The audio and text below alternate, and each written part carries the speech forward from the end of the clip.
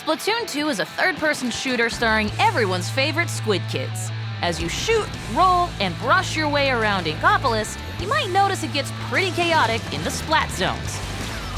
So, if you find yourself on the splattened end of things, we have a few tips to keep you fresh and get off the hook. Tip number 1, motion controls.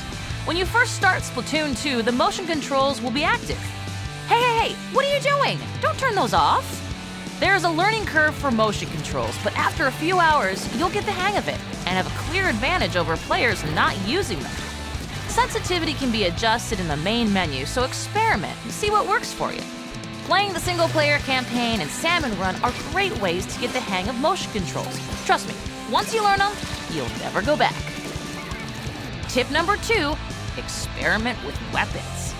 Splatoon 2 has a wide variety of weapon types to choose from. Starting out, you'll likely favor rapid-fire weapons, as they are great at covering turf and have good options in most situations. But as you level up, you'll unlock other weapons like rollers, blasters, brushes, snipers, heavy splatlings, and even splatbrellas. All these weapons have strengths and weaknesses and suit different playstyles. For example, blasters fire a large ball of ink that explodes and damages any enemy inklings that are close, but aren't as effective at covering turf and have a slower rate of fire. Also, every weapon comes with a sub-weapon, from grenades to shields, so be sure to experiment with everything and see what works best for you. Tip number 3, upgrading gear. Gear is a very important part of the game and can give you an edge over other players. So when your gear levels up, you get a random ability, such as a swim speed up. All gear is categorized by their brand. Each brand has a higher and lower chance of unlocking a certain ability when the gear is leveled up. Speaking of leveling up gear, you'll notice gear has 1, 2, or 3 slots for upgrades. Any piece of gear can be upgraded to have the maximum 3 slots. This is highly advised to do with gear you like, because the more upgrades you have, the more splat-tacular you'll be. To upgrade slots, just go talk to Spike, and he'll gladly add a slot to any gear you like in exchange for a sea snail. Best not to ask what he does with the snails. It's a secret to everyone. How do you get sea snails? Well, you get them by leveling up or playing in Splatfests. Splatfests are themed events where players get to choose between 2 topics, such as baseball versus soccer or mayo versus ketchup, and play with players on the team they choose.